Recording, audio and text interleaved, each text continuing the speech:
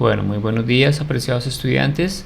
El día de hoy nos reúne la sesión 9 de la asignatura de instalaciones eléctricas para los estudiantes de ingeniería eléctrica, el grupo 23360-B1. Y la sesión de hoy va a estar orientada hacia los elementos, hacia grandes rasgos, que constituyen una instalación eléctrica en general, ¿sí? Luego, pues en el tema de diseño, digamos en la unidad de aprendizaje donde se hablará de diseño, ya lo enfocaremos un poco más hacia lo que son viviendas multifamiliares. ¿Listo? La idea es hacerlo como un poco más global y pues luego lo orientamos ya a lo que son nuestros intereses, ¿no? O digamos más que nuestros intereses, nuestros alcances. Bueno, esto de acá me toca corregirlo porque no hice la copia y pega de la otra vez. Pero bueno, vamos a ver entonces los elementos de una instalación eléctrica. Creo que muchos de ustedes tienen alguna idea básica de lo que es una instalación eléctrica, porque está muy relacionado con lo que es un circuito eléctrico. Todos saben, debido a sus estudios previos en asignaturas básicas, que un circuito eléctrico está compuesto por una fuente, un receptor, digamos un elemento que entrega energía, que es un generador o una fuente eléctrica, no importa de dónde ustedes la provean, un receptor y un conductor. Algunos libros también especifican dos clases, por así decirlo, de elementos de circuito. Unos que son de funcionamiento como tal, es decir, el generador, el conductor y el receptor, y hay otra parte que son los dispositivos de maniobra, ¿sí? Porque uno necesita control en las instalaciones eléctricas, y se necesitan también dispositivos de protección, ¿sí?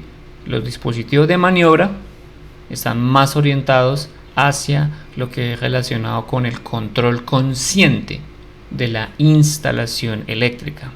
El hecho de que ustedes puedan manipular mediante un interruptor, por ejemplo, la instalación eléctrica de su habitación para encender una bombilla, ya da cuenta que es un elemento de control.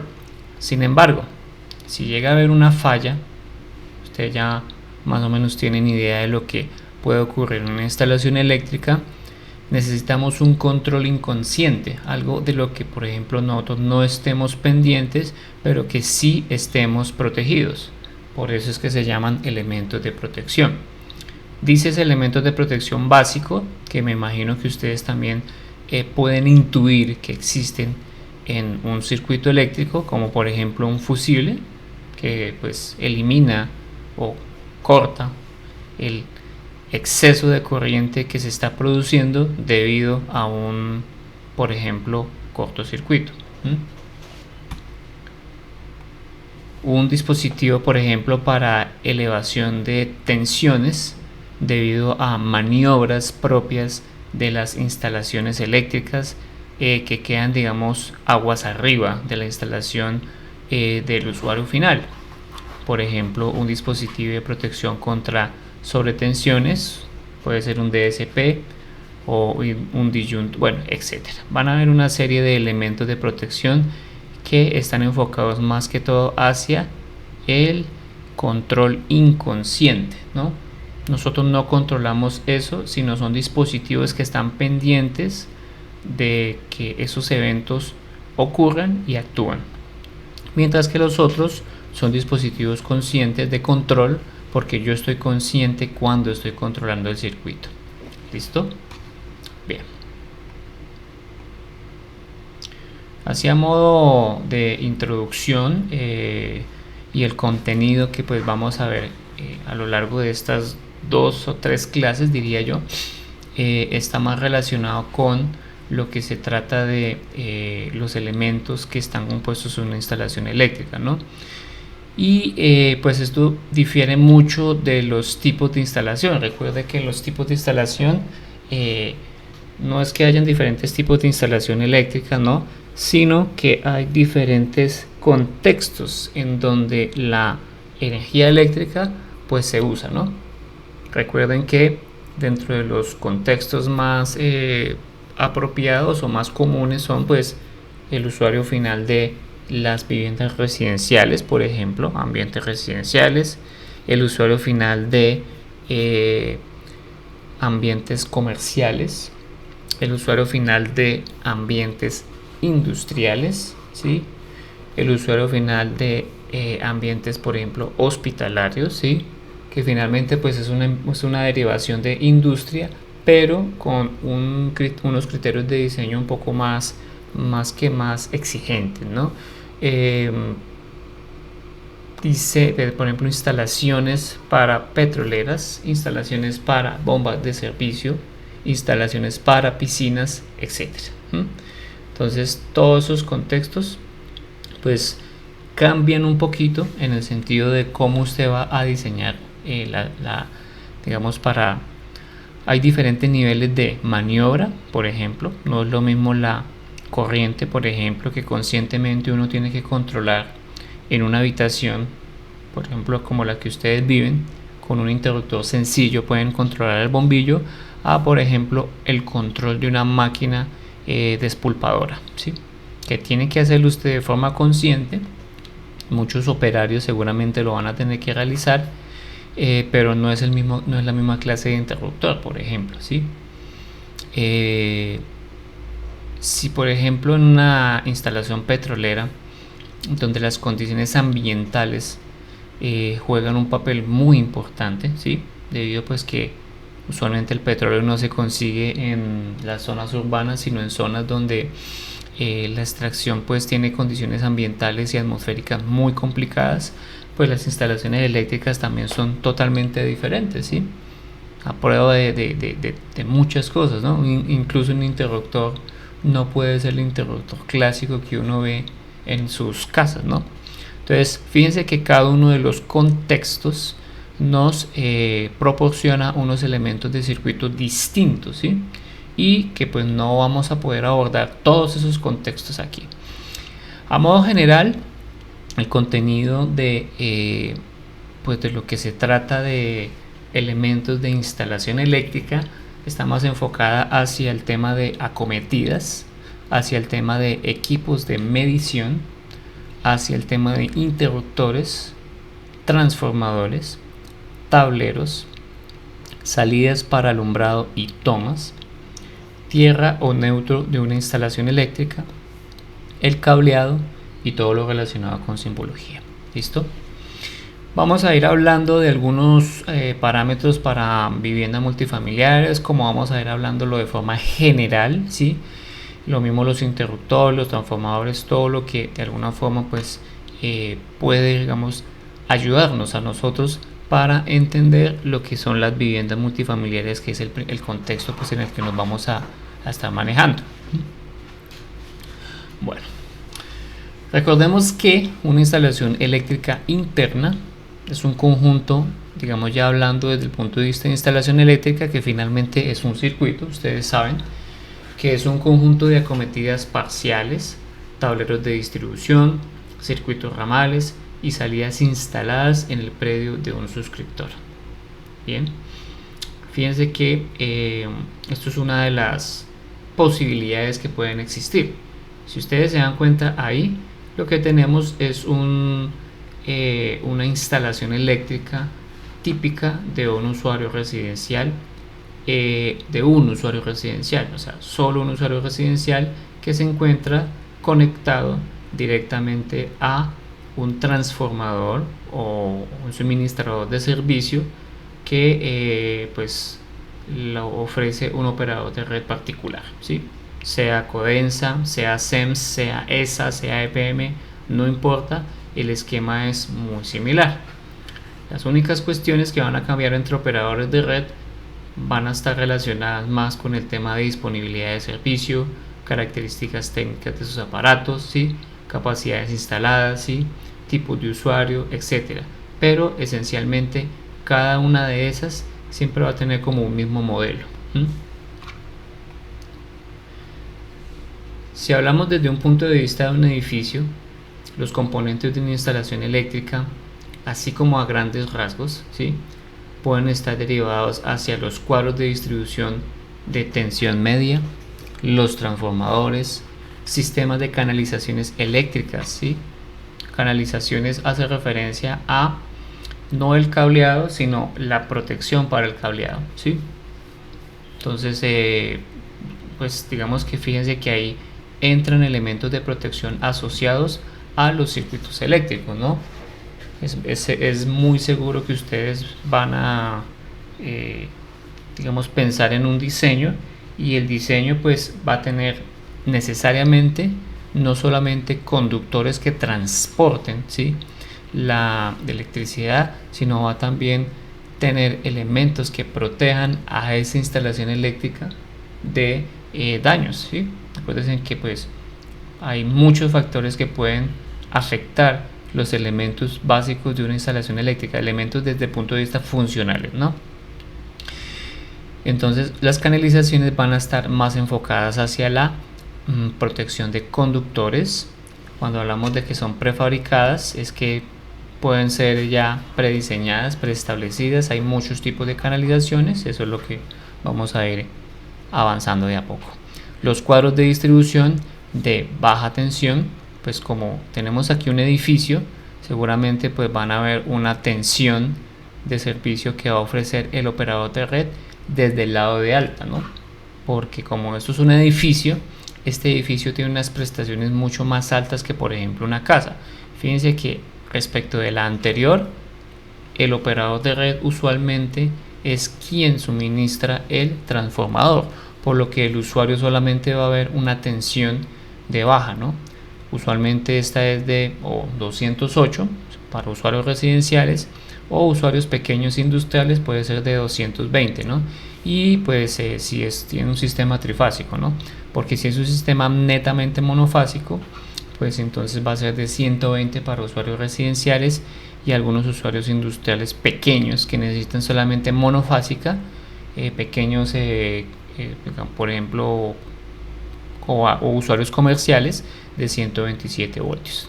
Bien, mientras que aquí seguramente la demanda de este edificio no permite que la conexión se haga por un nivel de tensión de 127, 220, sino necesariamente tiene que hacerse por un nivel de tensión más alto, por lo que en este caso particular el usuario es quien tiene el transformador que permite pues tomar de media a convertirlo pues a baja, o sea, ahí tienen en este caso propiedad. Los cuadros de distribución de tensión media es porque pueden haber algunos tipos de elementos que necesiten media tensión, ¿sí? El transformador es para todo lo referente a convertir, pues hacer una transformación para elementos que necesiten baja tensión, ¿sí?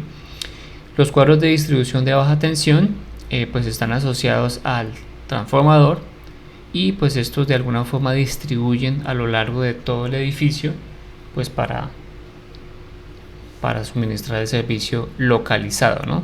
Si por ejemplo hay una cocina, pues entonces van a haber unos elementos relacionados con eso. Cuadros de distribución general, estos ya son para instalaciones de pronto un poco más especializadas. Hay algunos que son de baja tensión y algunos que son de distribución localizada.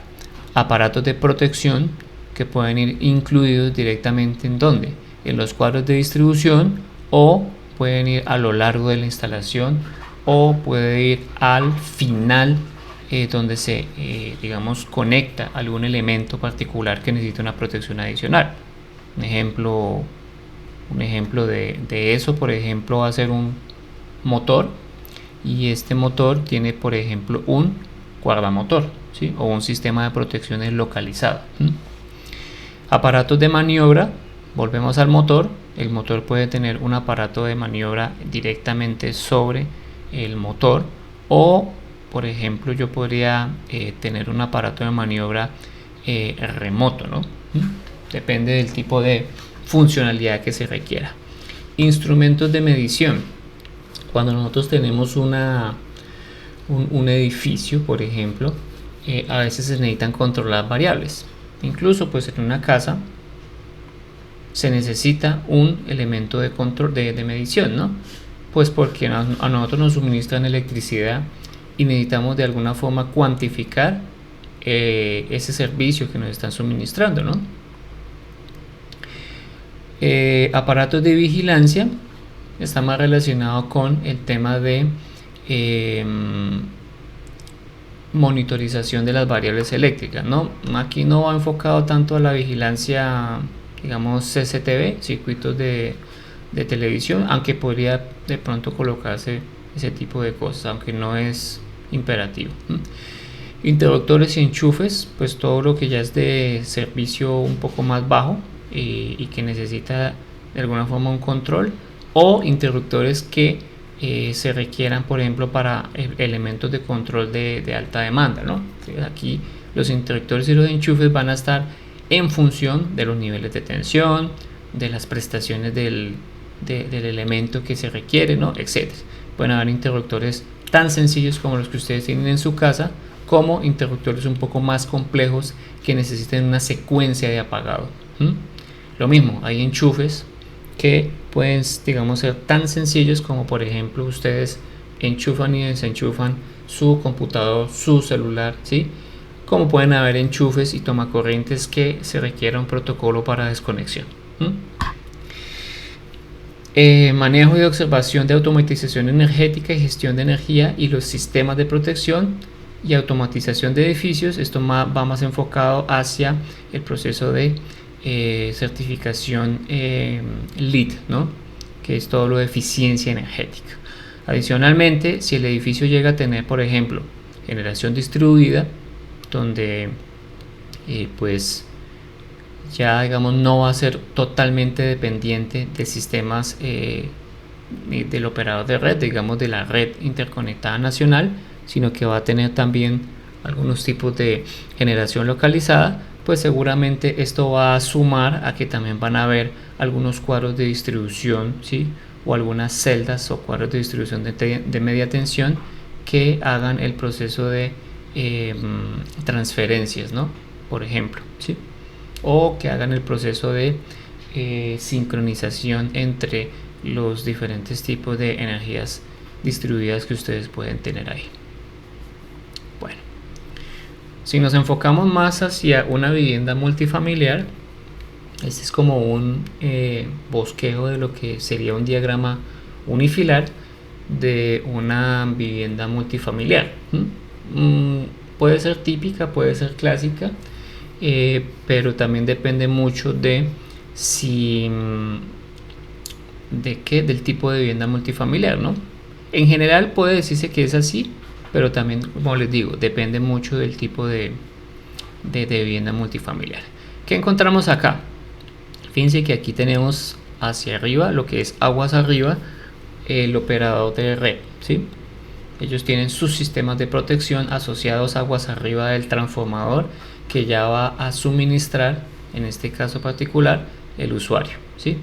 Aquí tenemos una bóveda del transformador y aquí pues está el transformador, que usualmente es delta Y, y pues en este caso cuando decimos bóveda de transformador es donde va a estar lo que se conoce como subestación. Me imagino que ustedes pues están viendo algunos principios de subestación. En muchos casos los operadores de red suministran algunas consideraciones técnicas para lo que son la bóveda del transformador y todo lo que corresponde a la subestación. ¿Listo? Usualmente después de lo que se deriva a la subestación por el lado de baja viene lo que se llama el TGA. El TGA es un tablero general de acometidas o de distribución. O sea, digamos, es donde hay un punto, el punto más global, por así decirlo, de la instalación. Es como por así decirlo el nodo mayor. Y de aquí usualmente se derivan algunas prestaciones, ¿no? Por ejemplo, para este caso que dice AM1, quiere decir que es el armario de medidores. Esto realmente son solamente una convención, ¿no? Yo puedo colocarle medidores 1, podría colocar M1, ¿sí? Le podría colocar M2 y estaría bien, ¿sí? Pero es una convención que se utiliza, no necesariamente es imperativa, pero se utiliza muy a menudo. El armario de medidores 1 nos está indicando que aquí hay un tablero, digamos como subgeneral, donde están colocados los contadores de servicio. Me imagino que los que tienen la oportunidad de vivir en una vivienda multifamiliar han ubicado ese tablero de registro de medida de los edificios, ¿no?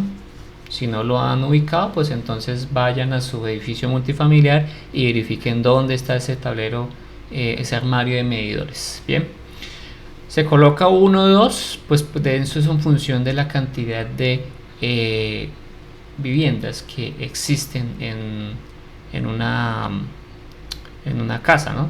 ¿Sí? en una vivienda multifamiliar, en un edificio multifamiliar. Si por ejemplo aquí hay 24, pues entonces el armario de medidores, va a ser de 24 y van a haber pues 24 cuentas conectadas que van a estar registrando literalmente pues la energía. Fíjense que pues aquí viene derivado del tablero general, simplemente lo que hay que hacer es una conexión directa. Ustedes sospecharán que cada uno de estos nodos, ¿sí?, van a tener pues unos cálculos adicionales o unos cálculos pertinentes, más que adicionales, es pertinentes, pues van a estar derivados hacia su corriente, ¿no?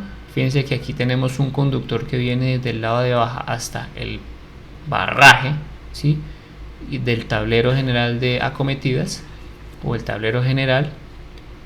Este va a estar aquí con un nivel de corriente y el conductor que viene aquí asociado va a tener un nivel de corriente que tiene que soportar toda la instalación, ¿no? Porque mire que todo eso está conectado, toda la instalación está conectada.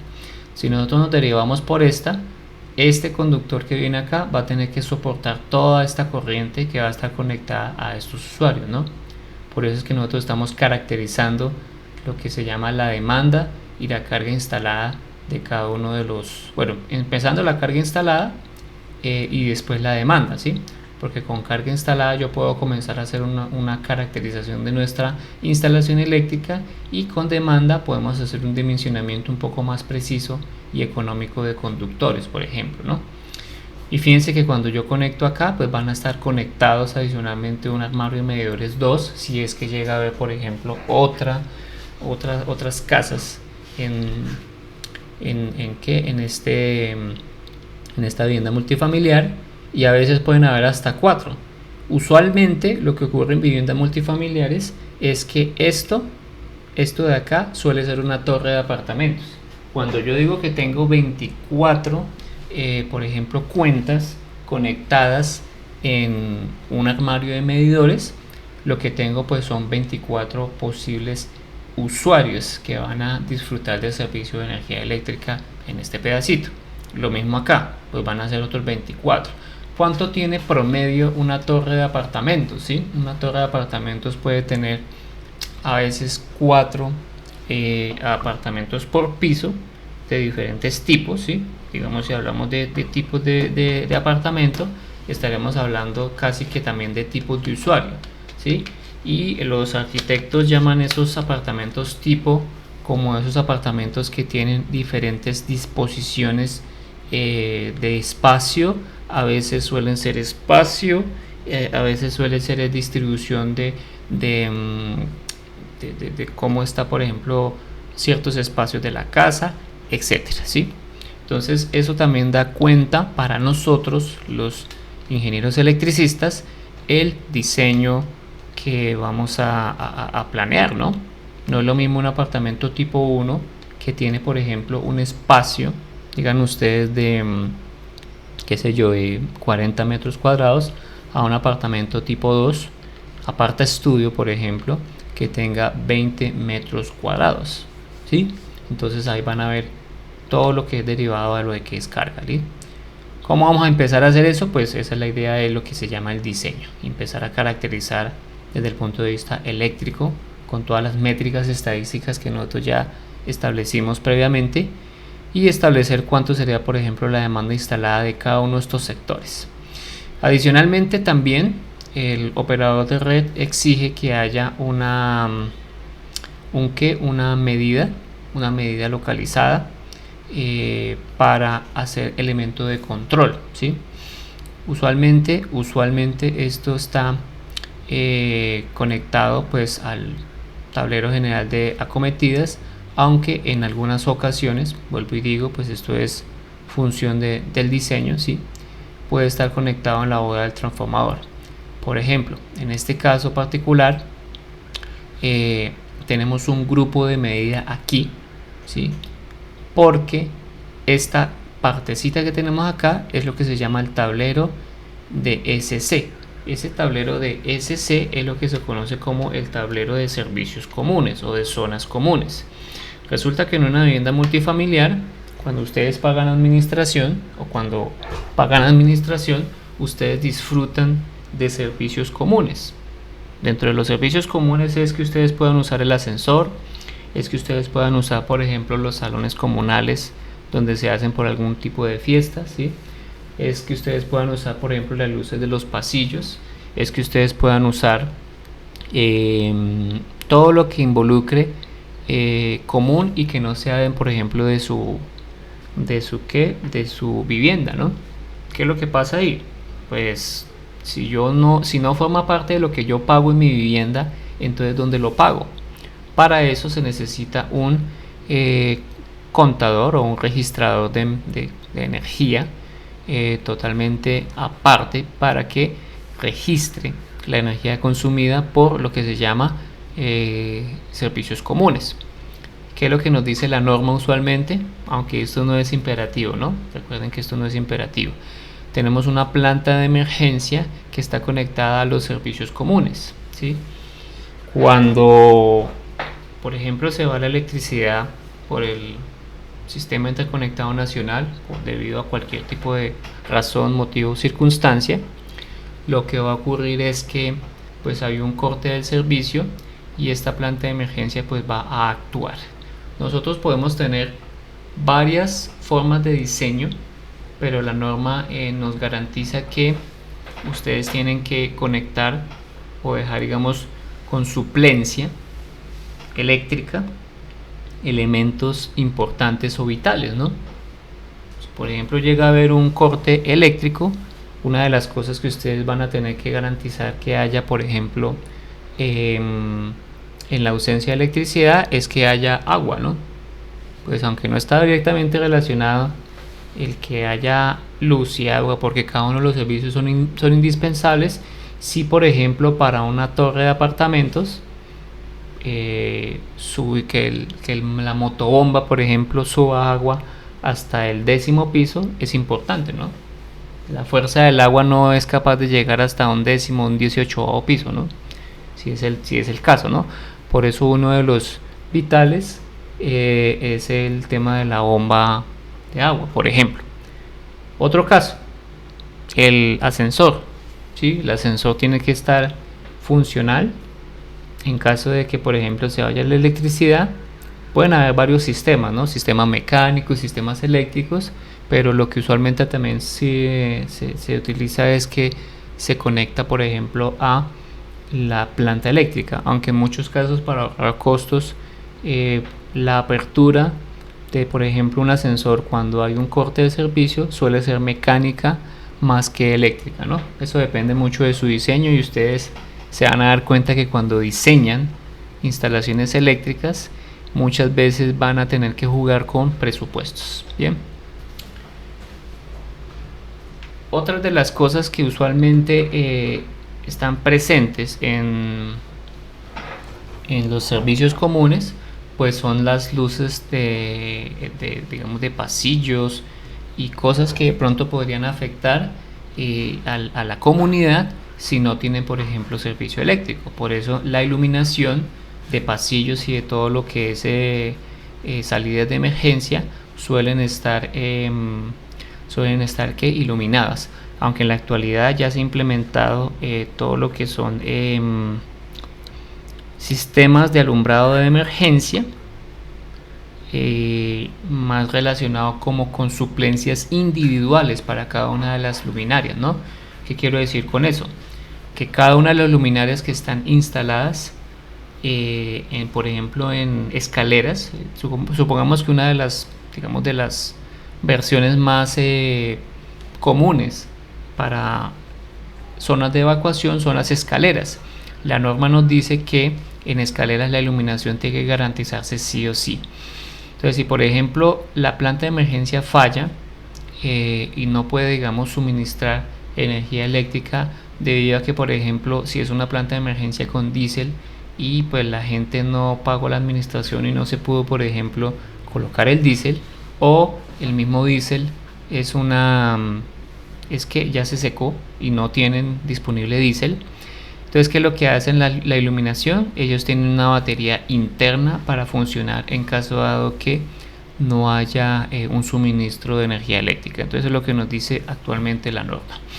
Y en general, yo podría tener aquí otra conexión adicional al tablero general de acometidas, por eso es que se llaman acometidas, porque se derivan varios, pues eso lo vamos a llamar es subacometidas o lo que llaman acometidas parciales, ¿no?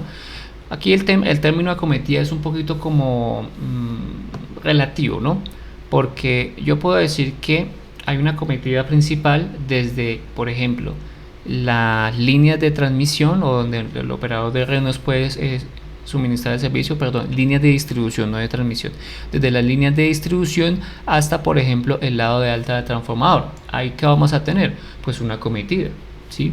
Pero también puede haber una acometida desde el lado de baja, ¿hasta dónde? Hasta el tablero general de acometidas. Ahí también hay una acometida, ¿sí?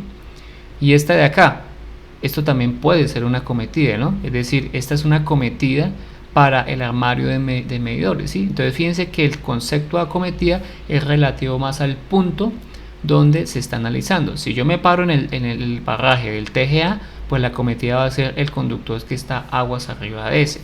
Si yo me paro en el barraje del armario de medidores, pues yo voy a observar que la acometida es ese conductor que viene desde el tablero de general de acometidas, y así sucesivamente.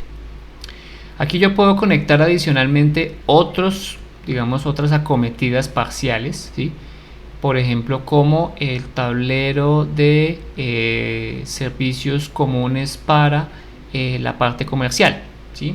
Aquí, por ejemplo, falta en este diseño, si es que de pronto lo tiene, un armario de medidores, pero para la parte comercial, que por ejemplo tenga unos 2 o 3 locales y que involucren, por ejemplo, acá usuarios comerciales, ¿sí? Entonces aquí yo, por ejemplo, coloco acá otro que sea igual a este, pero que tenga, por ejemplo, unos 5 usuarios comerciales, entonces le coloco el armario de medidores, por ejemplo, 5. Pero este armario de medidores 5 va a estar, por ejemplo, relacionado con usuarios comerciales, es decir, los locales que en algunas viviendas multifamiliares me imagino que ustedes tienen, ¿no?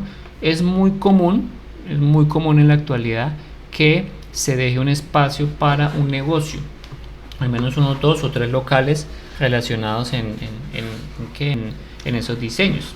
Entonces ustedes pues van a proyectar ese tipo de cosas cuando hagan un diseño de ese tipo. Bien.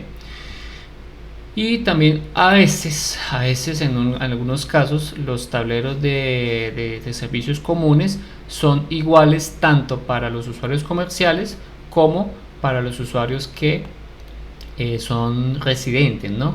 No es lo mismo un servicio común, o sea, desde el punto de vista de uso, ¿no?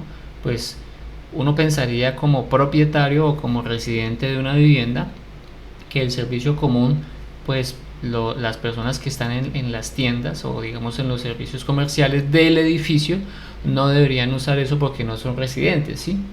Entonces a veces en algunos diseños separan unas zonas comunes pero para la parte comercial, porque esa gente también pues requerirá de repente algunas cosas de esas, ¿no? Algunos servicios comunes. Bien. Muy bien, en general así es como un diagrama unifilar, y la idea es irnos moviendo en cada uno de estos elementos, ¿sí? A lo largo de estas clases que vienen aquí a continuación, desde el punto de vista técnico, ¿no? Vamos a ver, por ejemplo, los interruptores y seccionadores, qué pues características técnicas o especificaciones técnicas ofrecen los fabricantes, ¿sí? Las curvas de los seccionadores, ¿sí? Las curvas de los interruptores, de los sistemas de protección, por ejemplo, desde el punto de vista de los transformadores, las características técnicas, ¿sí? Desde el punto de vista de los tableros que contienen acá, o las, digamos, las bóvedas de transformadores que usualmente pueden estar ya tipificadas, tienen aquí algunos armarios de, digamos, presentes, algunas especificaciones técnicas, como por ejemplo cuál es la cantidad de acometidas que puede aguantar, corrientes nominales, etcétera, corriente del barraje, bueno, modos de conexión, ¿sí? Aunque usualmente estos tableros se diseñan o se mandan a diseñar, ¿sí? Porque en el tablero general de acometidas no solamente están las acometidas, sino por ejemplo también están las transferencias, bueno, etcétera. Hay una vastedad de cosas que se encuentran en este tipo de cosas. Bien, entonces así en general es lo que es un edificio multifamiliar, y ahí nos vamos a parar. Vamos a ir parando paso por pasito, donde vamos a mirar primero características técnicas y luego diseño, ¿sí? Ustedes tienen ahí criterios de diseño para cada una de estas cosas. Muy bien. Miremos entonces todo el tema de acometidas.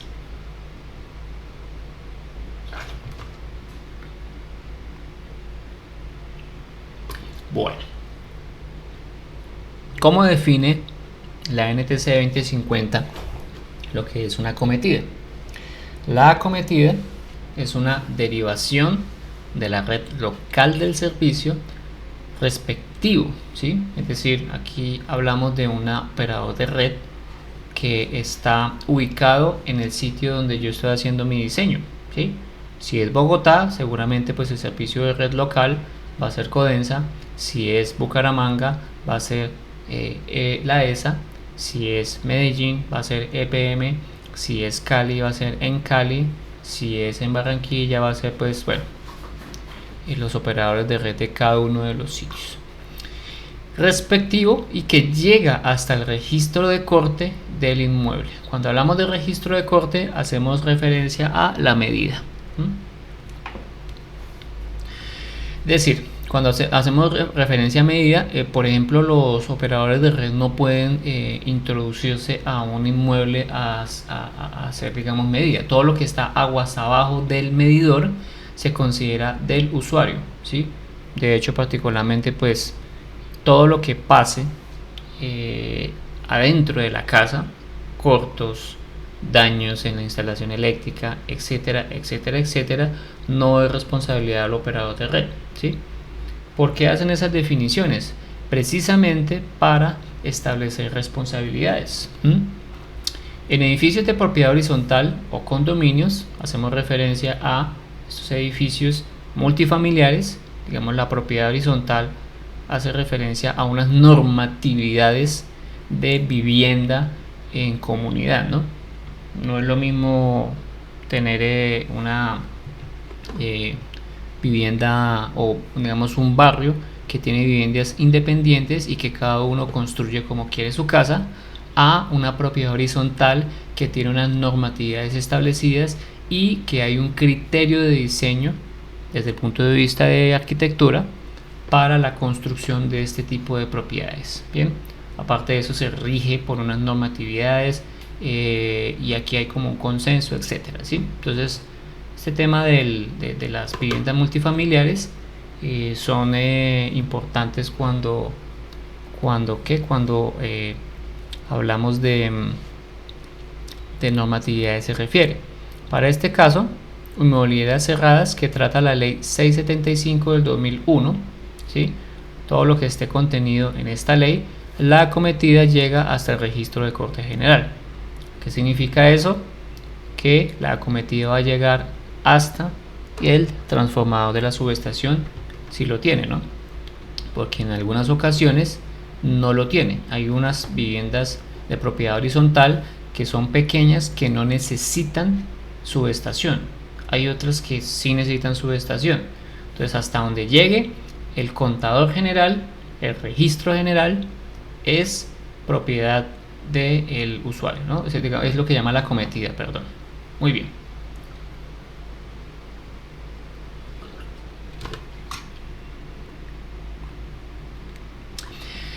Alguna exigencia de red dice que la acometida de una instalación eléctrica de uso final debe cumplir los requisitos de construcción definidos en la sección 230 de la NTC 2050. Su dimensionamiento debe tener en cuenta la sección 220. Entonces eso es a modo de información. Luego vamos a ver con más detalle esto de los dimensionamiento y los requisitos de construcción. Ya hace parte de criterios de diseño. Podemos ver algo como esto está relacionado, esto está como fuente en la NTC 2, en la sección 230 en la NTC 2050. Hay un esquemita que nos está mostrando aquí de cómo se llaman cada uno de los apartados, ¿no? Entonces cuando yo tengo una fuente de alimentación y tengo un poste, esto sería uno de los, digamos, al lado izquierdo hay una forma de conexión cuando el operador de red es quien suministra el lado de baja, ¿no? Es decir, usuarios de una vivienda, ¿sí? O usuarios digamos, de viviendas bifamiliares, o que tienen de pronto a lo sumo 5 casas, ¿sí? Que no necesitan subestación. Uno se guía por la parte izquierda, mientras que los que necesitan subestación se guía por la otra parte. Entonces cuando no necesitan subestación, pues ahí se necesita el poste, la acometida aérea, usualmente aérea. Digamos, una instalación subterránea no es viable acá, por eso es que lo hacen aéreo. Por norma ya la acometida para el otro lado, para las viviendas multifamiliares, ya exigen que sea subterránea, ¿no? Aquí hay un tema de distancias, el capacete de la acometida, es como ese sistemita para hacer la protección con aguas lluvias, por ejemplo. Luego entra aquí conductores de entrada de la acometida, el equipo de la acometida, ¿sí? Es decir, lo que se llama la medición, la puesta a tierra. Ya esta partecita ya estamos hablando de lo que es el tablero general de acometidas de la casa, que en este caso sería nuestro tablero totalizador, el que ustedes tienen en sus casas, ¿no? Si por ejemplo alguien vive en casa, se va a dar cuenta que va a tener el sistema del tablero de distribución general de la casa, ¿sí? Que en muchas ocasiones es uno, ¿sí? Hay algunas veces que hay un tablero, digamos, como totalizador, y ese tablero totalizador se deriva, por ejemplo, para varios pisos, ¿sí? Etcétera. Y cada uno de los tableros pues va a tener unos ramales, circuitos ramales que alimentan, por así decirlo, a los diferentes elementos. Muy bien. Luego, para los que tienen su estación y que necesitan eso, ya las cosas son un poco más de detalle, ¿no? Todo lo que es la red subterránea viene de la calle. Digamos, se le dice al operador de red: necesito un punto de conexión, después de hacer obviamente unos procesos. Eso formaría parte de donde viene el lado de distribución hasta el tablero de en este caso el transformador, perdón. Se hace pues todo lo que es acometida subterránea. Ahí se mira la parte C de la sección 230, cuáles son las especificaciones técnicas en cuanto a profundidad y protección de los cables enterrados, ¿sí? Todo lo que es caja terminal, tablero de medidores u otro gabinete, ¿sí? Ya cuando entramos al tablero general de acometidas, tenemos que mirar en la parte E, la parte D, E, F y G. Y ya por último, si tenemos una serie de cargas dispuestas para eso, porque aquí podemos tener también circuitos ramales, como también podemos tener solamente alimentadores, o podemos tener cargas especiales, ¿sí? Algo que consuma bastante, ¿sí? Entonces, lo que les decía, cada una pues va a aportar una acometida, ¿sí? Lo que les decía aquí en el unifilar, este de acá, que es el nodo del tablero TGA, pues vamos a tener aquí una acometida, que realmente esta acometida se vuelve como el alimentador de esta sección, ¿no? Vamos a hablar un poquito indiscriminadamente, es posible que yo hable así, donde diga, bueno, aquí el alimentador principal, ¿sí? ¿Cuál es el alimentador principal de este armario de medidores? Pues este de acá, ¿sí? ¿Cuál es el alimentador principal de este de acá? Pues va a ser este de acá, que usualmente puede ser la acometida, esta puede ser una subacometida o acometida parcial, eso depende de cómo ustedes lo ubiquen ahí. Bien. En un inmueble u estructura solo puede ser servido por una acometida. ¿Qué quiere decir eso? Pues nosotros no podemos tener electricidad de otros operadores de red, ¿sí? De hecho, no existe electricidad de otro operador de red, ¿no? Solamente tiene que ser una acometida. Es por eso que, bueno, ¿y por qué se hace eso? Es que la cuestión es por qué se hace eso, ¿no? Bueno, resulta que como están bien caracterizadas las cargas o las demandas de cada uno de los usuarios, si usted como usuario se conecta a otra acometida, pues usted de alguna forma está descompensando el sistema. Eso pasa mucho cuando tenemos el robo de energía. No sé si han visto esa parte, más que todo es muy noticia en la costa, ¿no? Cuando los usuarios, ¿sí?, toman puntos de conexión y llevan electricidad a otro lado. Entonces lo que pasa es que va a haber una sobrecarga debido a eso, ¿no? Van a haber algunas excepciones, pero esas excepciones son obviamente establecidas por el operador de red, ¿no? El operador de red sabe eso. Cuando se requiere una acometida independiente para bombas contra incendio, si es el caso, y a veces no siempre ocurre eso, pero a veces sí, o cuando se requiera una acometida independiente para sistemas de emergencia, sistemas de reserva legalmente obligatorios, ¿sí? Entonces son casos en los cuales se necesitan acometidas independientes, ¿sí? Pero eso es totalmente distinto porque el operador de red conoce la existencia de eso y pues puede dimensionar correctamente su sistema, ¿no? En edificios de varios usos, ocupación múltiple, puede ser por ejemplo con inmuebles de tenencia múltiple o inmuebles de varios usuarios donde no hay un suficiente espacio, por ejemplo, para acometidas accesibles a todos los ocupantes, ¿no? Esos son casos especiales que usualmente se trata de no tener. La idea es que siempre sea una sola acometida. De pronto, por requisitos de capacidad, si llega a pasar lo siguiente: supongamos que tenemos una industria y esa industria tiene una capacidad o tiene una demanda de 100 kilovoltamperios, ¿sí? Es un ejemplo.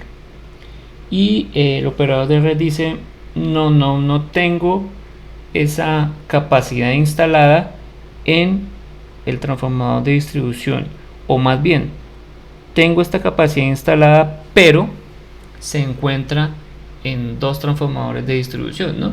No sé si me hago entender. Va uno de una parte y otro de otra parte. Entonces lo que puedo hacer es suministrarle energía por ambos lados, ¿sí? Y lo que se hace es que la instalación es como si se dividiera, ¿no? ¿Sí?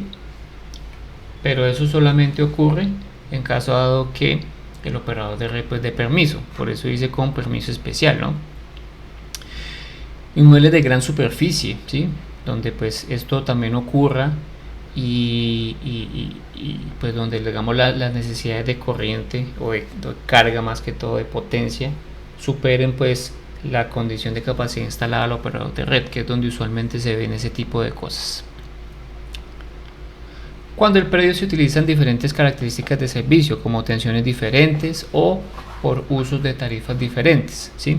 Entonces esto es un caso muy particular. La mayoría de las especificaciones de diseño técnicas es una sola acometida, ¿sí?, para no complicarnos con este tema del diseño, ¿no? Bueno, para tener en cuenta, los conductores de acometida de una edificación no debe pasar en forma de área subterránea por el predio de otro inmueble o estructura, ¿sí? Es decir, pues si llegan a ver, por ejemplo, alguna acometida que tenga que suministrarse algún tipo de operador, algún tipo de vivienda multifamiliar, no debe pasar por encima de una casa, jamás, ni tampoco debe ocurrir que, por ejemplo, yo lo paso por subterráneo por debajo de una casa. No, para eso está toda la parte pública, ¿no? Entonces ahí es donde ustedes se imaginarán que si, por ejemplo, yo necesito qué sé yo, por ejemplo, necesito vamos a hacer un esquemita aquí sencillo en Paint. Entonces, si por ejemplo yo tengo esta casa 1 y esta casa 2, ¿sí? Y particularmente mi transformador, por así decirlo, se encuentra ubicado acá, ¿sí? Y necesito, y digamos la entrada para que digamos la entrada del usuario es aquí, que usualmente uno esperaría que el servicio se dé pues por la entrada, ¿no?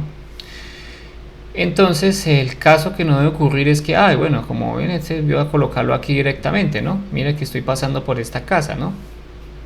Entonces lo que tiene que hacerse, aquí por ejemplo hay pues algunas posibilidades. Voy a colocarlo aquí por ejemplo en color verde. Puede hacerse así, ¿sí? Luego se hace así y luego se hace así y llega al usuario, ¿no? Otro ejemplo, perdón, acá pues llega aquí al usuario, que sería el último, listo. Y aquí viene por acá, puede ser alguna de las otras opciones, ¿sí? Y viene acá y llega al usuario, listo. Eso depende mucho de la disposición de torres, de postes, no de torres sino de postes, perdón, de postes, pues para ahorrar un tema de la instalación, ¿no? Hay veces que, por ejemplo, uno como usuario tiene que instalar un poste para poder, digamos, hacer su tendido de la acometida, ¿no? Y eso es bastante particular porque en muchas ocasiones el operador de red le dice, eso es lo que hay, usted use lo que hay, ¿sí? Si usted quiere usar otra cosa, entonces díganos qué va a usar y ponga usted la plata de eso, ¿sí? Entonces hay que tener muy presente ese tema de diseño en ese tipo de acometidas, ¿no? Bien. Las clases de acometidas, de acuerdo pues con la función que desempeñan las acometidas dentro de los sistemas de distribución, se pueden clasificar en acometidas de media tensión, en acometidas general de baja tensión, acometida parcial o alimentador. La acometida parcial o alimentador es la instalación derivada desde el tablero general de acometidas hasta un armario, o caja de medidores. También se le llama así a la conexión entre el armario o caja de medidores hasta el tablero de distribución del usuario. Siempre va un ducto y su calibre mínimo es de 3/4. Bueno, esto es más como un criterio de diseño, pero... Entonces, ¿qué quiere decir a eso? Si nos derivamos nuevamente a nuestro diagrama unifilar de acá, fíjense que este tablero general de acometidas viene aquí un alimentador para este armario de medidores, ¿no? Bueno, finalmente no es para el armario de medidores, realmente es para cada uno de los usuarios que están conectados a ese armario de medidores. A este se le llama entonces alimentador, ¿sí? O acometida parcial, ¿sí? Lo otro que se le llama acometida es este que viene de acá, ¿sí?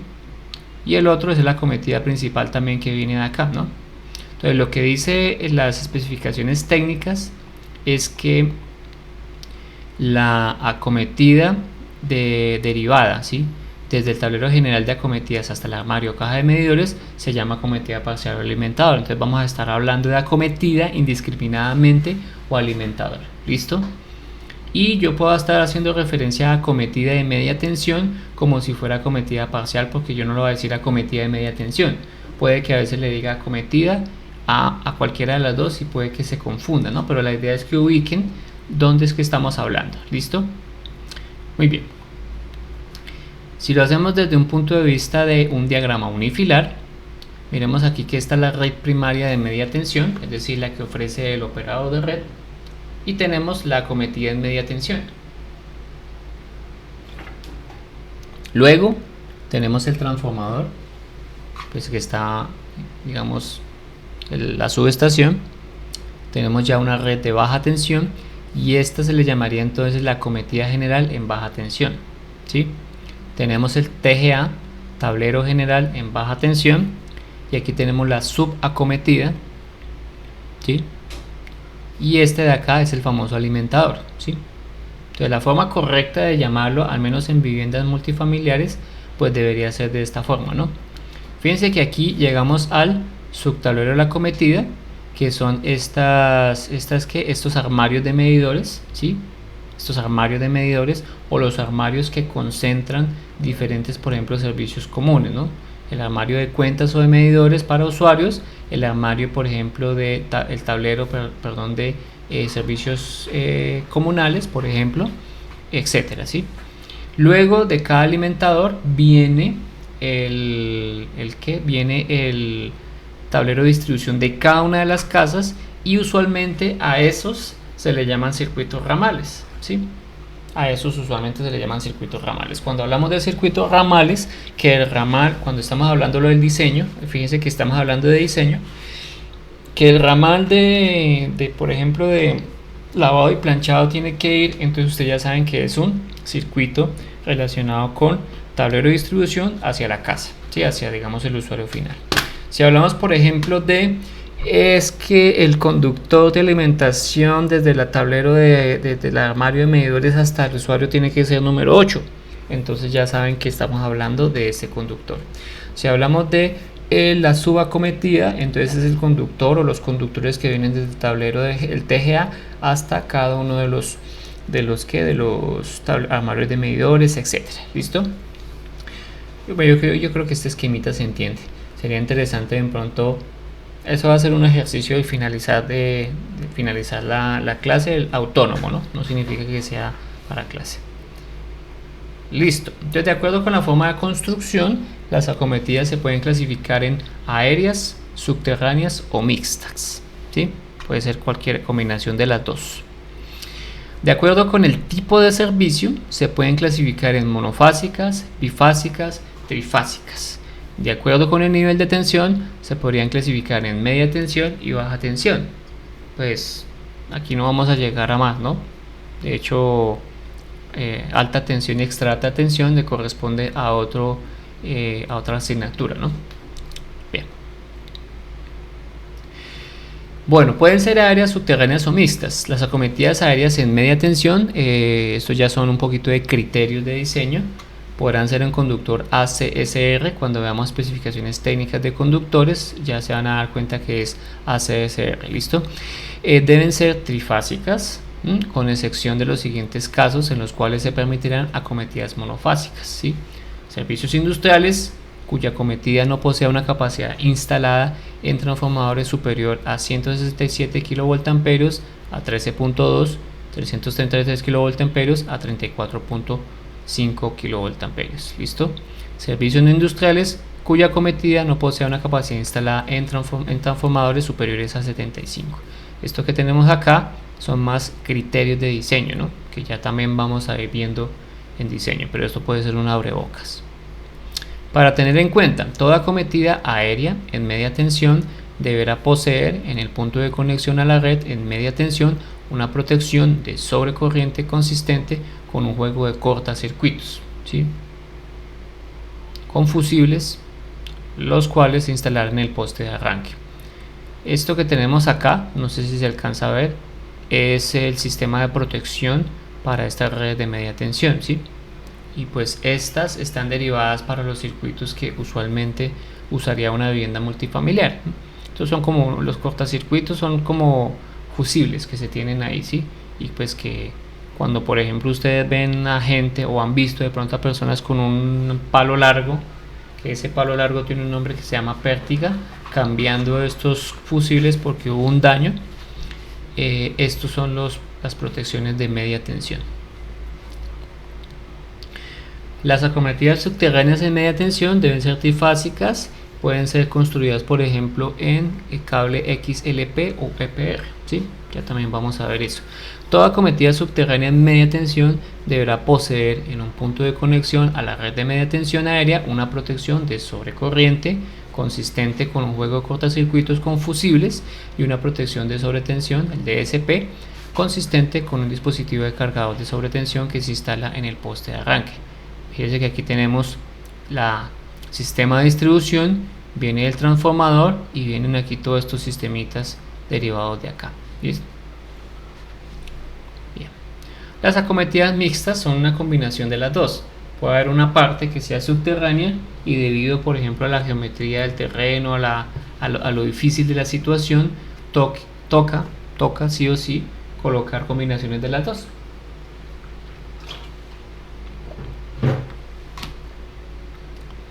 En algunos casos, ustedes van a tener que atender los criterios de las normas de los operadores de red para el diseño de las acometidas. Usualmente va desde el poste que soporta la red de baja tensión hasta el sitio de ubicación de la medición de energía. Se debe efectuar en cable de cobre aislado con neutro concéntrico, también vamos a ver en lo de parte de especificaciones técnicas de conductores, e instalarse acorde con las normas del operador de red.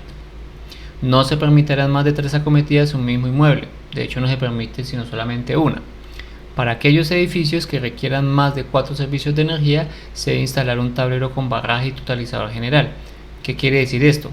Si por ejemplo yo, como empresario, digamos, o persona que visualiza un futuro mejor para mí, y yo construyo en mi casa de un primer piso, otros 2 o 3 pisos para arrendar, y necesito que por ejemplo le cobren un servicio independiente a esas casas, por ejemplo, ¿sí?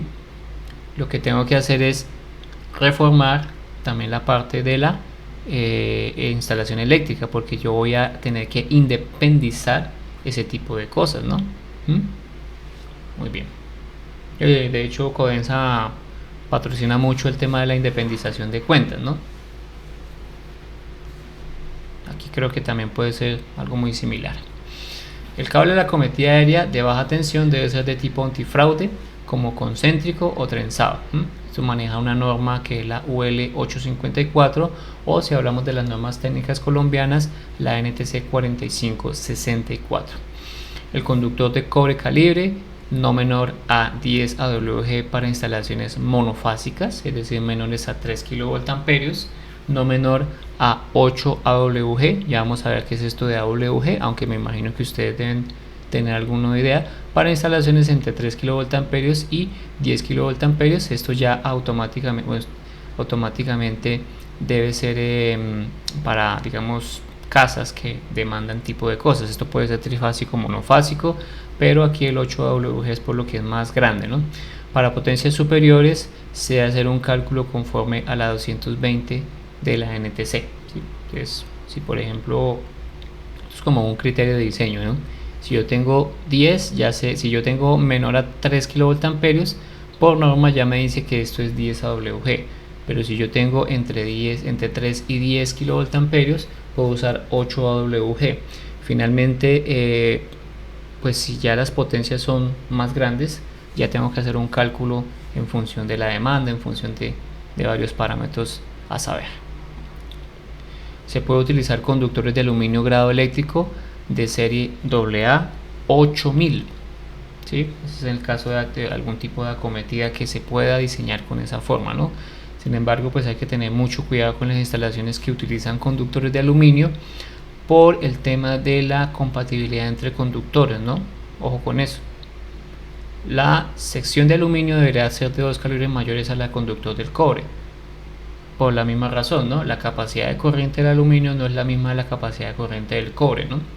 A pesar de que se tiene presente lo de la área transversal, ¿no? Sí, el área transversal del aluminio en comparación con el cobre, si lo miramos desde el punto de capacidad de corriente, tiene que ser mayor, ¿no? ¿Sí? O visto. Qué pena, ¿podría devolver un poquito la diapositiva unos segundos? Sí, claro, no hay problema. ¿Esa? Sí, señor. Perfecto. Yo ya subí las diapositivas de las clases pasadas, ¿listo? Esta la subo apenas termine. Y los videos también ya los subí. Sin embargo, pues ahí está. Bueno. Ya, profe. Perfecto, gracias. Ojo con esto, ¿no? Porque es que, bueno, lo que decía, dos conductores, por ejemplo, que tengan el mismo calibre, es decir, la misma área transversal, pero que tengan construcción, que tenga, digamos, composición física distinta, pues la capacidad de corriente va a ser diferente. ¿Qué es lo que usualmente se usa en el mercado? Se pueden utilizar aluminio y se puede utilizar cobre. Pero si yo tengo un conductor de cobre respecto a un conductor de aluminio que tenga la misma área transversal, la capacidad de corriente del cobre va a ser mayor que la capacidad de corriente del aluminio, ¿sí? Cuando yo voy a hacer, por ejemplo, conexiones entre dos tipos de conductores, puede ser aluminio, puede ser cobre, tienen que utilizarse conectores bimetálicos, ¿sí? Que se requiera pues para controlar lo que es el famoso par galvánico, ¿no? Esa diferencia de potencial que se genera debido a la ausencia de electrones de uno y la presencia de electrones del otro, ¿no? A pesar de que son metales, hay un electrón de más que tiene el aluminio respecto al cobre, ¿no? En la capa de valencia. Entonces eso hace que haya como una diferencia de potencial que se genera debido a solamente la unión física entre dos conductores distintos, ¿sí? Lo mismo, no es lo mismo pues soldar dos elementos distintos, ¿no? Mientras con una soldadura las propiedades mecánicas de uno se fortalecen, las propiedades mecánicas del otro no se fortalecen tanto, ¿no? También debido a ese cambio entre dos tipos de ambientes distintos para los electrones, se pueden generar puntos calientes, ¿sí? O a veces, en algunos casos, arcos eléctricos. El operador de red podrá aceptar otros tipos de cables aptos para acometidas, dado pues el estudio, ¿no? Pues si ustedes manifiestan o realizan un estudio apropiado para este tipo de acometidas, pues el operador de red acepta. ¿Qué es lo que usualmente se deja? Cobre. ¿Por qué se utiliza aluminio? Por el costo. El cobre ahorita está carísimo. Entonces, en muchas ocasiones ya se han pensado en instalaciones que estén diseñadas con aluminio, ¿no? Por lo pronto sigue siendo cobre. De hecho, ustedes pueden conseguir cobre y en muchas ocasiones las instalaciones eléctricas en casa siguen siendo de cobre. Ahorita hay un debate entre eso, ¿no? Pues si utilizar en las instalaciones eléctricas internas ya lo que se llama el aluminio, ¿no? No es tan fácil porque pues las pérdidas son más grandes, la resistividad del aluminio es más alta que la del cobre, ¿no? Entonces pues van a haber un tema de regulación ahí más complejo, ¿no? Por otro lado, pues la cantidad de cobre que se utilizan en las instalaciones internas de una casa pues no es que sea tampoco tan alta en comparación, por ejemplo, a un conductor de media tensión, ¿no? Que ahí sí se exige que sea mucho más costoso, ¿no? Y que el uso de cobre sea más alto. Pues imagínense, si yo ya puedo hablar ahorita en términos, ¿no? Que si yo, por ejemplo, tengo la acometida principal, supongamos que sean unos 30, 40 metros. Estoy diciendo acometida principal, la de media tensión, que es la que viene derivada desde los conductores de media tensión hasta el lado de alta del transformador. Imagínense esa cantidad de cobre que ustedes necesitan traer desde allá hasta acá, ¿sí? Demasiado costoso, impagable, ¿sí? Entonces, ¿qué es lo que se utiliza? Un tipo de conductor distinto, que en este caso es que pues suele ser aluminio o suele ser, suele ser aluminio o suele ser combinaciones de aluminio con acero, es decir, pero eso es más que todo para el tema de la resistencia mecánica de los conductores, ¿no? Porque ustedes saben que el aluminio es un poquito más maleable y quiere decir que la resistencia a las tensiones es mucho más baja que el cobre, ¿no?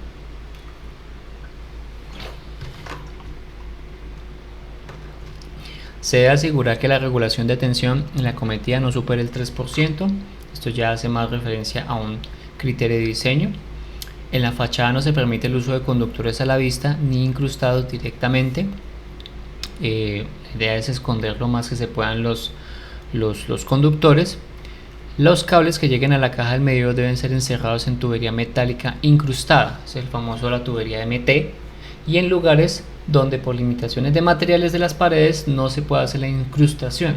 Es decir, si ustedes tienen que realizar una instalación desde el punto de vista de la intemperie, ¿sí? Obligatoriamente hay que conectar, hay que utilizar una canalización o una tubería. Vamos a ver la diferencia luego entre canalización y tubería, aunque esencialmente puede ser lo mismo, ¿no? Porque pues finalmente la tubería es un tubo por el que va a llevar un conductor y la canalización es un canal, ¿sí? Por el que va a llevar también pues conductores, ¿no? Lo que pasa es que las canalizaciones son un poco más orientadas también hacia la parte de comunicaciones, ¿no? Se utiliza mucho en comunicaciones y se utiliza mucho también en lo que se llaman las instalaciones que tienen cableado estructurado. También vamos a ver algunas de esas. De hecho, ustedes creo que conocen algunas en sus salones de la ingeniería eléctrica. Ustedes tienen algunas instalaciones de cableado estructurado en la parte de abajo, donde hay como conexiones, ¿no? A toma, conexiones a red, ¿sí? Cableado estructurado hace referencia a que es el cableado donde incluye potencia, que es la parte eléctrica, digamos todo lo que es electricidad, y también datos, ¿sí? Ok, bien. Bien, la canalización debe ser certificada para intemperie. Fíjense que aquí tiene que ser certificada para intemperie, no cualquier cosa, mientras que si por ejemplo la tubería ya es metálica, MT, ya es suficiente. Y a prueba de impacto, ¿sí? Tiene que ser, digamos, súper resistente. O sea, no nada de colocar canaletas de esas de plástico a la intemperie, jamás. Eso no se puede hacer. Bueno, en cuanto a equipos de medición, ¿por qué se hace medida? Pues ustedes saben que como la electricidad es un servicio, y al ser un servicio pues tiene un cobro, la medición se hace para eso, pues para saber cuánto usted consume y yo poder cobrarle. Un equipo contador que se coloca en la cometida de cualquier usuario con el propósito de cuantificar el consumo de energía eléctrica de acuerdo con el contrato de condiciones uniformes es lo que se conoce como un equipo o un sistema de medida, ¿sí? Este equipo está sellado, protegido contra agentes externos y colocado en un lugar accesible para su lectura y revisión. Cuando habla de que el equipo está sellado y protegido, bueno, que está sellado es para que no haya ninguna manipulación, porque pues al ser un sistema de medidas se necesita que sea confiable, ¿no? Es decir, si ustedes tienen un ejemplo, una medida, digamos tienen un servicio de electricidad, la idea es que ustedes como usuarios confíen que lo que les están cobrando pues está dado en el equipo que está registrando, ¿no? Asimismo, el operador de red espera que el equipo que está registrando dé realmente lo que es, ¿sí? Ese tipo de cosas muy comunes en las que colocan un imán en la parte de atrás de, por ejemplo, el tablero, digamos la caja de medidores de una casa, pues para tratar, por ejemplo, de manipular el contador, pues es una de las técnicas que utilizan, o de pronto utilizan, digamos, interfieren en el medidor para que el registro sea menor, bueno, etcétera, cositas de ese estilo.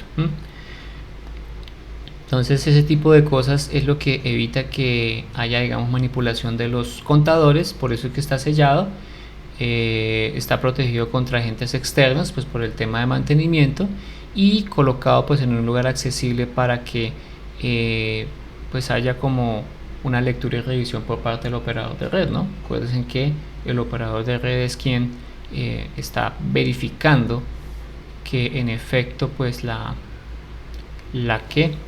lo que se está, digamos, el equipo esté registrando pues coincida con la lectura que ellos tienen en el otro lado, ¿no? Ellos tienen como una especie de paralelo entre las dos cosas. Los aspectos relacionados con la selección de equipos de medida, tipos de medición, clasificación, conformación de un equipo de medida, normas de fabricación de los componentes de equipo de medida, un medidor, por ejemplo, el TC, el transformador de corriente, el transformador de potencial, entre otros, equipos auxiliares, esquemas de conexión, simbología, pruebas, ensayos, requisitos, bla bla bla bla, está en la NTC 5019, que es la selección de equipo para medición de energía eléctrica. Si ustedes tienen que realizar un diseño de una industria o de una vivienda multifamiliar, pueden utilizar esa norma para profundizar un poco más de lo que es cuál es el equipo para medición de energía que recomienda la norma. ¿Listo? En Colombia, la energía eléctrica se factura teniendo en cuenta la energía activa y la energía reactiva. ¿Qué quiere decir eso? Que de acuerdo con la ley, el cliente que tenga un factor de potencia por debajo de 0.9 tiene que facturársele energía reactiva. A nosotros no nos llega, digamos a los usuarios residenciales, no nos llega un recibo aparte o un indicador aparte donde nos digan, hey, aquí le estamos cobrando energía reactiva, ¿no? A nosotros solamente nos cobran energía activa. Para el registro de las dos clases de energía existen medidores de dos tipos, ¿no? Que puede ser electrónico o electromecánico. En ambos casos, el registro de la energía se basa en la integración de la potencia en el tiempo, ¿no? Acuérdense que es, pues, la potencia por el tiempo va a ser igual a la energía. A nosotros nos cobran es energía. Dime, Lady. Profe, una pregunta. ¿Cómo hacen el cobro de la reactiva? ¿Cómo hacen qué, perdón? ¿Cómo hacen el cobro? O sea, digamos, ¿a cuánto equivale el kilowatt hora? Sí, ¿cómo hacen el cobro, digamos, nuestro operador de red de la reactiva cuando el factor de potencia es transforma en? Pues el cobro, o sea, tú me preguntas es que cómo se hace el cobro, se hace igual a como se hace, por ejemplo, una factura. ¿Cuánto equivale más o menos el kilowatt hora? O sea, ¿cómo hace, digamos, el operador de red para cobrarnos ese reactivo? Bueno, cuando hablamos de un cobro, por así decirlo, de referencia a kilowatt hora, eso está tipificado pues por el operador de red en el sentido de cuánto, por ejemplo, está estipulada la tarifa para cobro de potencia reactiva, ¿no? ¿Sí? Hay una norma que es la CREC 018, ¿sí? Que es de marzo del 2005, donde habla todo lo que son las tarifas de energía reactiva, ¿no? ¿Sí? Y cuánto es el cobro de ese tipo de cosas. Ahora, si me preguntas exactamente cuánto cuesta tanto así, eso no podría decirte, porque pues eso yo diría que es más como función de muchas cosas. Fíjate que la energía reactiva no es función de la carga como tal solamente, ¿no? Sino también es función de la distancia de los conductores que hay desde el transformador hasta el usuario industrial que lo usa, ¿sí? Me atrevería a decir que como son todos esos parámetros distintos, pues el cobro de energía reactiva, ¿sí?, tiene que ser distinto en función de la industria, ¿no? No es lo mismo, por ejemplo, un cobro de energía para una empresa que tiene factor de potencia, por ejemplo, de 0,6 a 0,8. Sin embargo, los medidores de energía reactiva se colocan en empresas para estar registrando que la potencia reactiva no se baje por debajo de los 0,9, ¿no? ¿Qué es lo que hacen las empresas? Ahí donde ustedes, me imagino que se acuerdan de sus clases de circuitos, y ellos, como no les interesa pagar reactiva, lo que hacen es colocar un corrector de factor de potencia, un banco de condensadores. Ahora, si me preguntas exactamente el cobro, cuánto cuesta, déjame ver si aquí en la norma que estoy buscando te puedo ubicar un cobro, un valor particular, ¿no? Que es el que te estoy diciendo, que es la norma que te estoy diciendo, ¿no?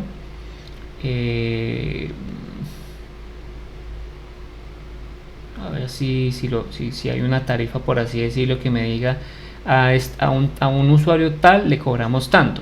Es como eso, por ejemplo, en los usuarios normales, es decir, que solamente se cobra por potencia, se cobra por estrato, por estrato y si es, por ejemplo, residencial o comercial. Pero no estoy viendo acá pues el cobro de ese tipo de cosas. ¿Alguien de pronto tiene idea de eso?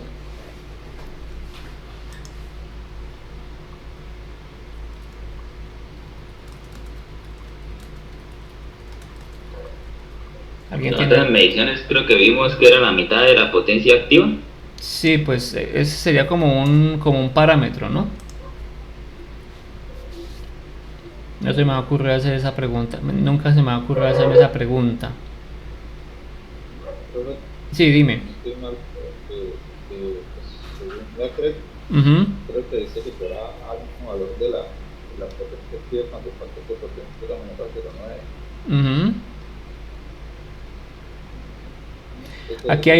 Aquí dice que hay un costo.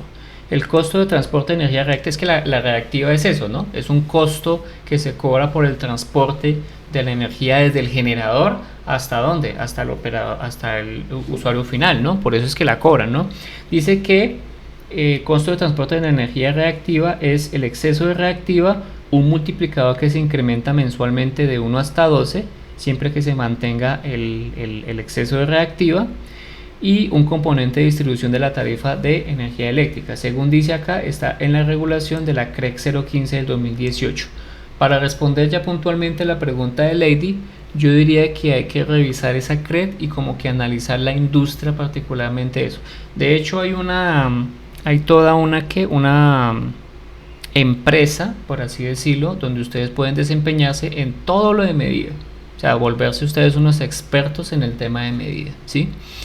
Y pues seguramente en ese caso, si está todo ese campo de medida, ahí sí esta gente puede saber un poquito más de eso. Sin embargo, pues yo te voy a tener el dato, a ver qué específicamente podría cobrar. Pero yo diría que eso es función de varias cosas, no es solamente este usuario tal, no, eso hacen la medida y seguramente cobran eso en función de esos parámetros. Listo, entonces déjame, yo confirmo y miramos a ver qué te puedo responder para ser un poquito más preciso en cuanto a esa parte. ¿Listo? Listo, profe, gracias. Listo. Bueno, muy bien. Si queremos entonces hacer referencia a lo que es la medición, mire que aquí también hay unas NTC, ¿sí?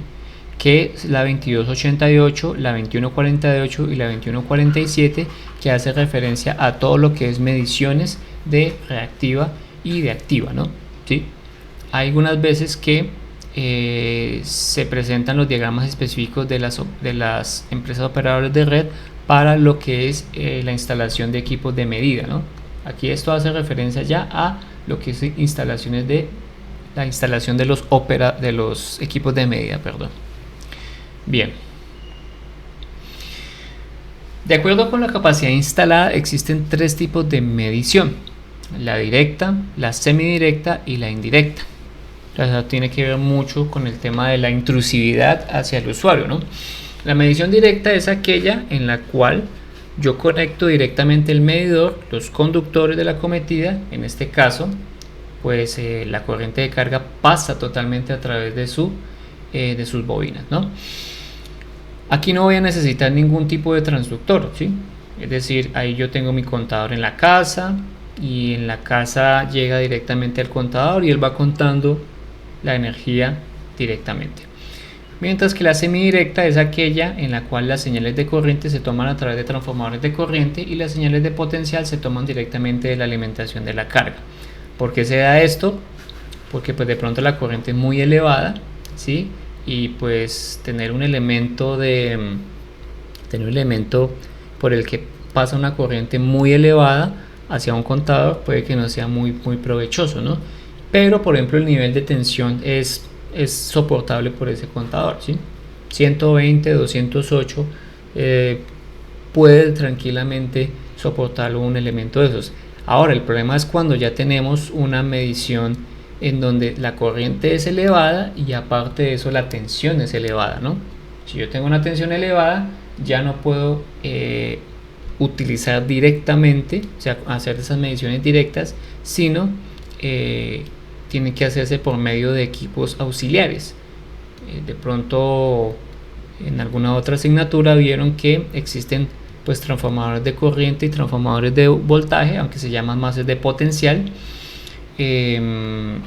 pues para hacer ese tipo de medidas. ¿Listo? Esos tienen una relación de transformación, básicamente son transformadores 1 a 1 o 1 a un nivel de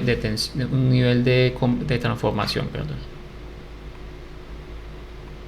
Bien. Si por ejemplo tenemos en la acometida de media tensión con medición directa, aquí tenemos el transformador de potencia, ¿sí?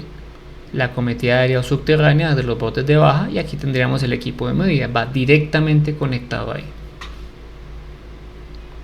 Luego, si por ejemplo tenemos ese tipo de cosas, la acometida de media tensión, transformador de potencia, caja de transformadores de corriente, porque lo que les digo, la corriente puede que sea bastante alta, pero los niveles de tensión son soportables por ese equipo.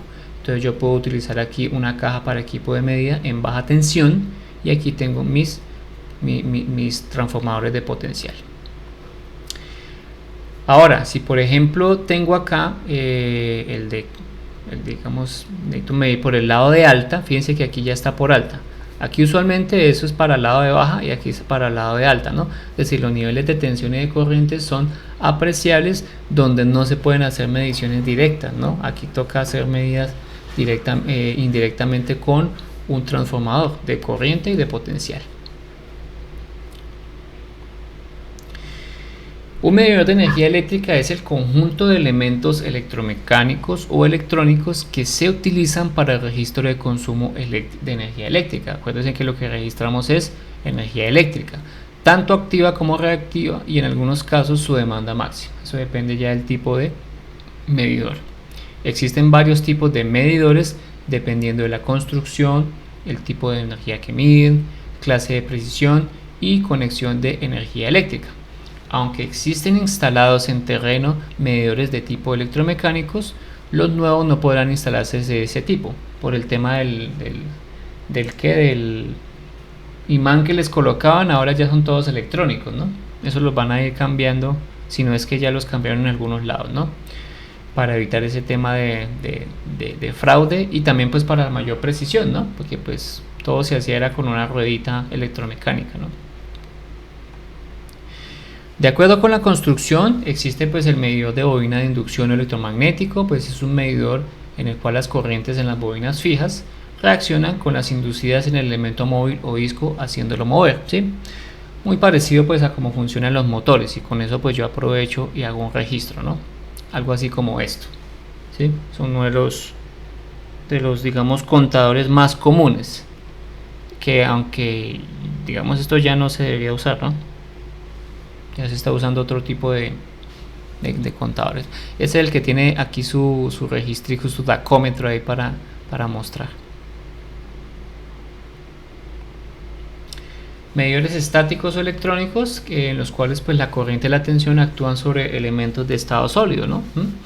Para producir pulsos de salida, y esa frecuencia de salida de los pulsos es proporcional a los vatios hora o a los bares hora, ¿sí? Eso depende de lo que esté midiendo, si es de potencia activa o reactiva o ambos, ¿no? Están construidos con dispositivos electrónicos y son de mayor precisión que los electromecánicos, ¿no? Algo así como este. Son más bonitos, bueno, más precisos y un poquito como menos inquebrantables, ¿no? En ese sentido, antifraude. Porque pues ya modificar esto no es tan fácil, ¿no? Con el super imán ese que colocaban ya no. Aquí vemos pues más que todo como un circuito de lo que es el contador electrónico. Básicamente funciona con electrónica. Habría que pues ser un fabricante para como medio entender cuál es el principio de funcionamiento. Bueno, el principio de funcionamiento se entiende. Digamos ya el principio un poco más interno de cómo funciona esto, pues habría que ser de un fabricante o más que todo electrónico. Clasificación de los contadores de energía. Entonces aquí vemos como una tabla resumen vemos que el principio de funcionamiento ya los vimos. Construcción, medidor monofásico bifilar, medidor bifásico trifilar, medidor trifásico tetrafilar. Según la energía a medir, reactiva o activa, según su conexión puede ser directa, semi-indirecta, indirecta. De acuerdo a la exactitud, los de clase 2, clase 1, clase 0.5 y clase 0.2. Eso tiene que ver con la exactitud en la medida. Bueno, los medidores de energía activa miden el consumo de energía activa en kilovatios hora. Los medidores de energía activa tipo inducción y clase 0.5, 1 y 2 deben cumplir con la NTC 2288. Los medidores de energía activa de estado sólido de clase 0.2S y 0.5S deben cumplir con la norma 2147. Los medidores de energía activa de estado sólido de clase 1 y 2 deben cumplir con la norma 4052, por si les interesa ahondar un poquito más en este tema. Los medidores de energía reactiva miden el consumo de energía reactiva en kilovatios por hora. Las normas, pues digamos lo que son de tipo inducción y clase 3, deben cumplir con la norma NTC 2148. ¿Sí? Esto hace referencia a especificaciones técnicas. Los de estado sólido deben cumplir con la norma IS 62053-23. El factor de potencia para los suscriptores o usuarios no residenciales y de los residenciales conectados a un nivel de tensión superior a 1 debería ser igual a 0.9, es decir, para que no les cobren reactiva, pues tienen que ser superior a 0.9. Los medidores de energía reactiva exigirá, digamos, medición de reactiva para aquellas instalaciones con un factor de potencia, aquí debe ser menor a 0.9, ¿no? Aquí me equivoqué, que instalan equipos apropiados para controlar y medir energía reactiva. La exigencia podrá hacerse en el momento de aprobar la conexión al servicio o como consecuencia de una revisión de la instalación del usuario.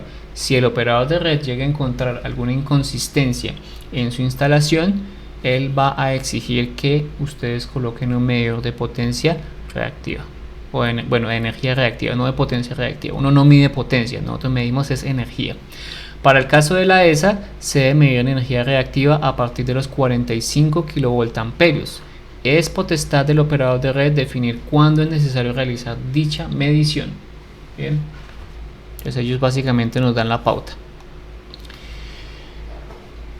En la resolución CREC 038-2014, Código de Medidas, se definen las características técnicas que deben cumplir los sistemas de medición para el registro de los flujos de energía. Se establecen los requerimientos de los componentes del sistema, la exactitud, certificado de conformidad de producto, instalación, pruebas, calibración, operación, mantenimiento y protección, todo lo técnico que deben cumplir los medidores de energía. Se determina la responsabilidad de los agentes y los usuarios en el proceso de medición de energía eléctrica. De acuerdo con la exactitud, la norma NTC 2288 y 2148, los medidores se dividen en las siguientes clases: la 2, la 1, la 0.5 y la 0.2. Estos valores significan los límites de error porcentual admisible para todos los valores de corrientes entre el 10% nominal y la corriente máxima con un factor de potencia igual a 1.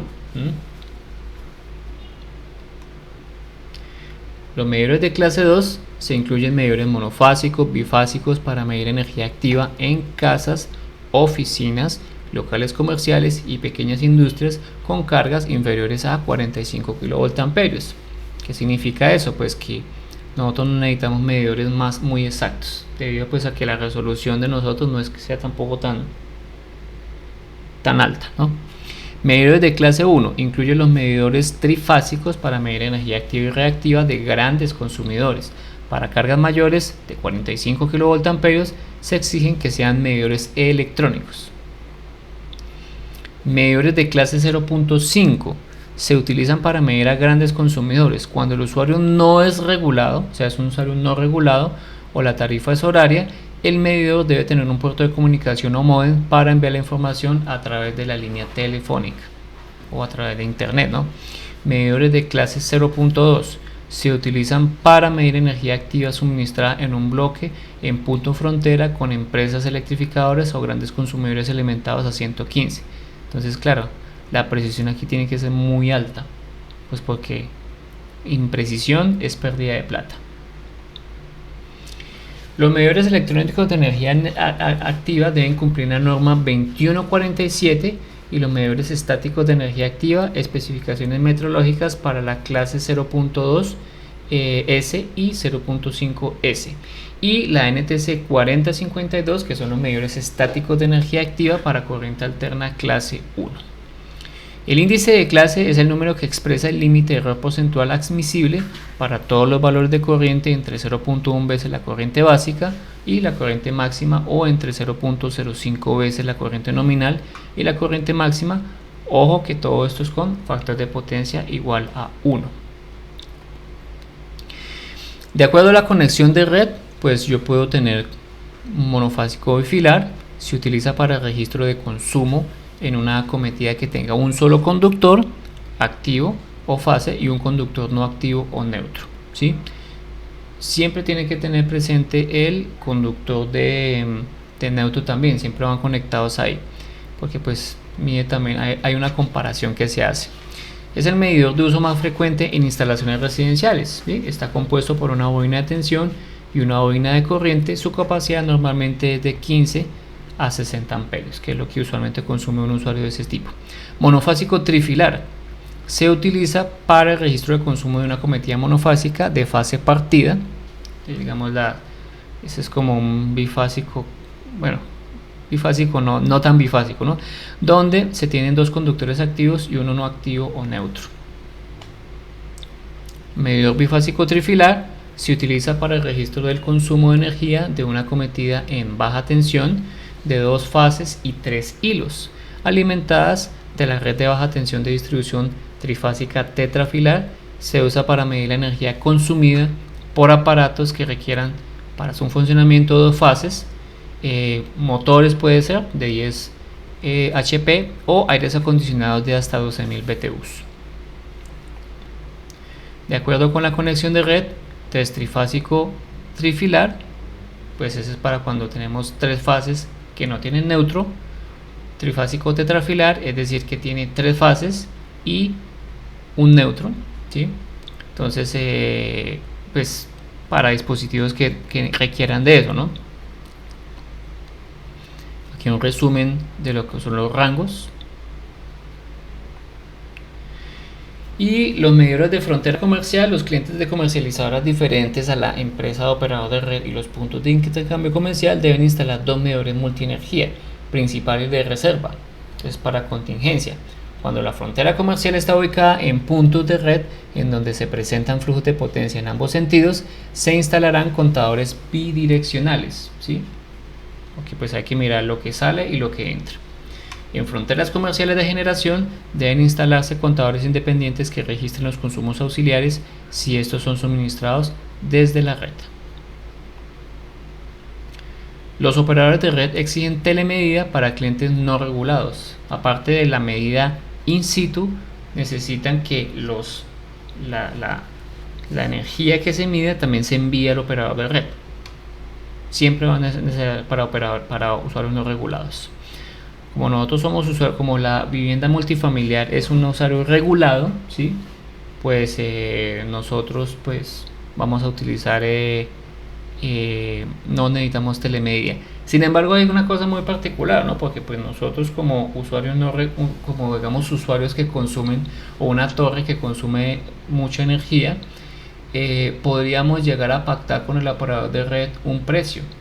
¿Cuál es el problema? Que como la gente que está dentro de los predios no se pondría tan de acuerdo en ese tema, entonces deja que la administración de eso sea ¿para quién?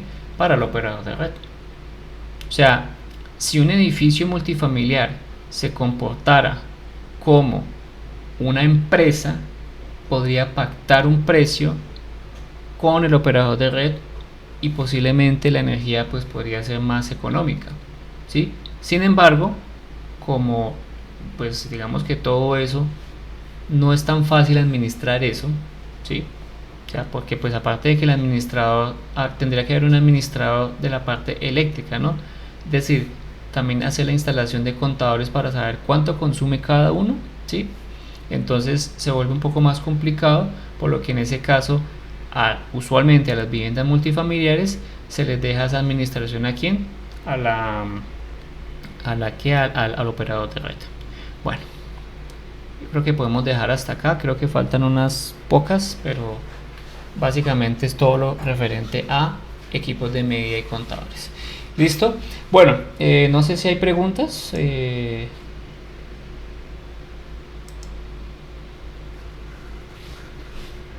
Bueno, si no hay preguntas, entonces bueno, a parar